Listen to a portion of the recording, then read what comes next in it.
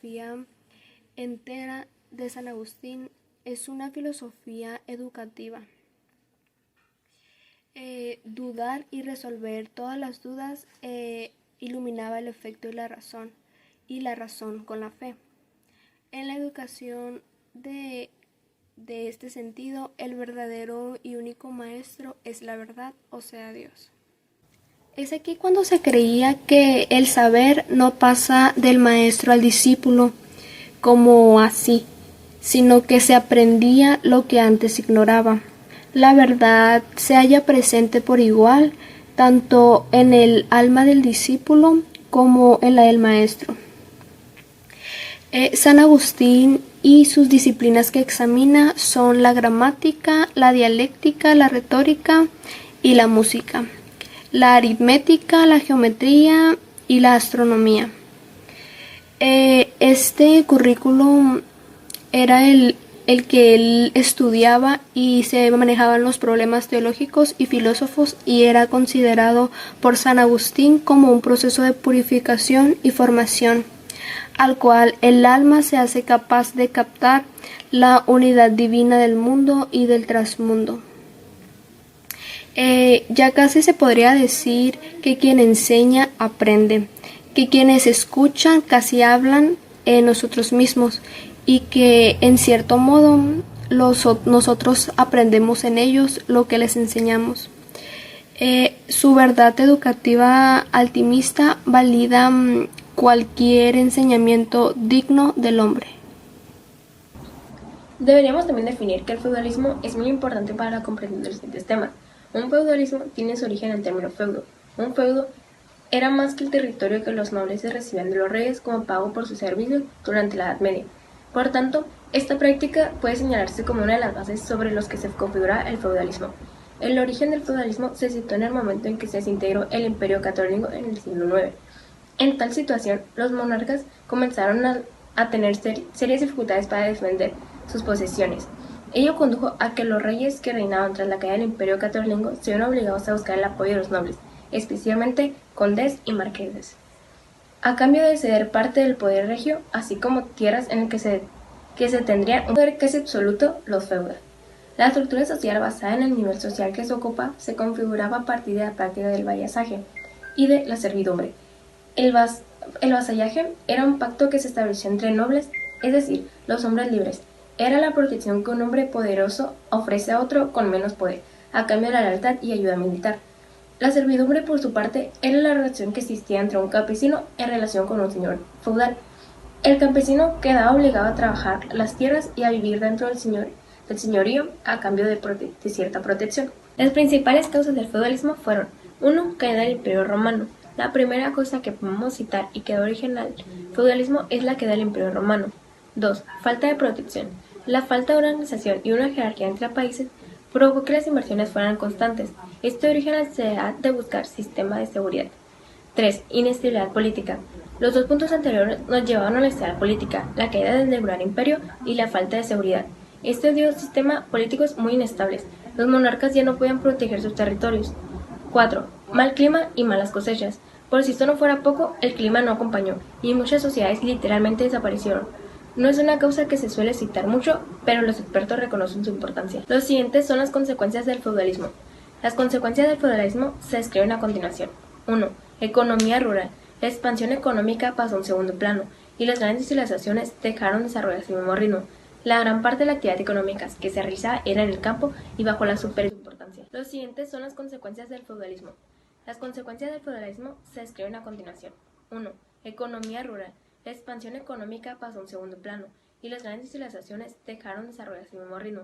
La gran parte de la actividad económica que se realizaba era en el campo y bajo la supervisión de las clases sociales privilegiadas. 2. Desaparición del libre comercio. El libre comercio desapareció y el excedente de producción brilló por su ausencia. Los incentivos económicos eran escasos y las leyes obligaban a las clases sociales bajas a servir a las privilegiadas. 3. Protección privada. Una de las consecuencias más destacadas del feudalismo fue la ausencia de un ejército robusto. Eran los señores que se encargaban de proteger a las vasallas a cambio de la renta feudal. 4. Creación de comunidades localizadas. En línea con la seguridad y la actividad rural, se creaban muchas comunidades localizadas. Ya no había que proteger un gran imperio, sino gran parte o tierra que trabajaba para vivir. Los avances del feudalismo en Europa. De forma paralela, se instauró una cierta libertad, dada que los siervos cada vez menos se veían obligados a trabajar las tierras de los señores de forma permanente, y cada vez más estas protecciones pasan a ser aportaciones al señor en dinero, en especies, en oro y plata.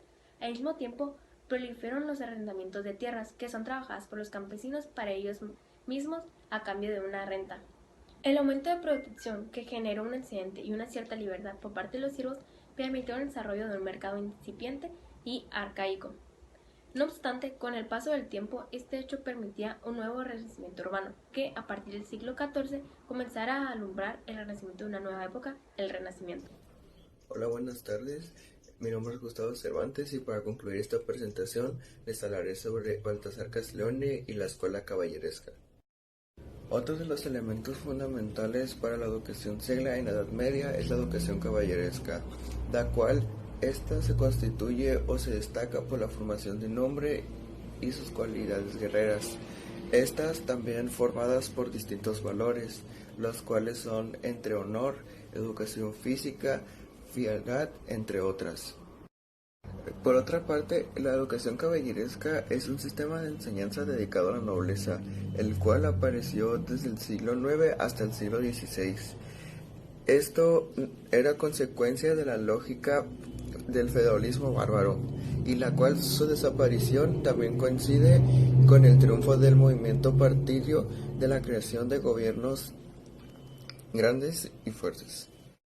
Uno de los objetivos de la educación caballeresca era erradicar la ignorancia y la brutalidad que existía en esa época, por lo cual la educación caballeresca intentó adoptar prácticas y ciertos puntos de la religión cristiana, por lo cual su objetivo principal era erradicar esos ambos dichos en esa época. Pasaré a hablar sobre Baltasar Castiglione.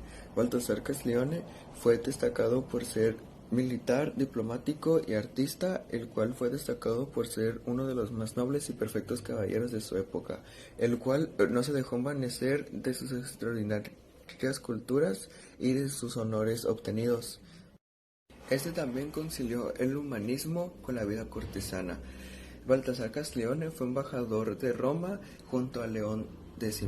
También estableció amistad con Rafael y Miguel Ángel, este cual también fue enviado a España por Clemente VII a hacer tratos con Carlos V, el cual este embajador acogió para darle el obispado en Ávila.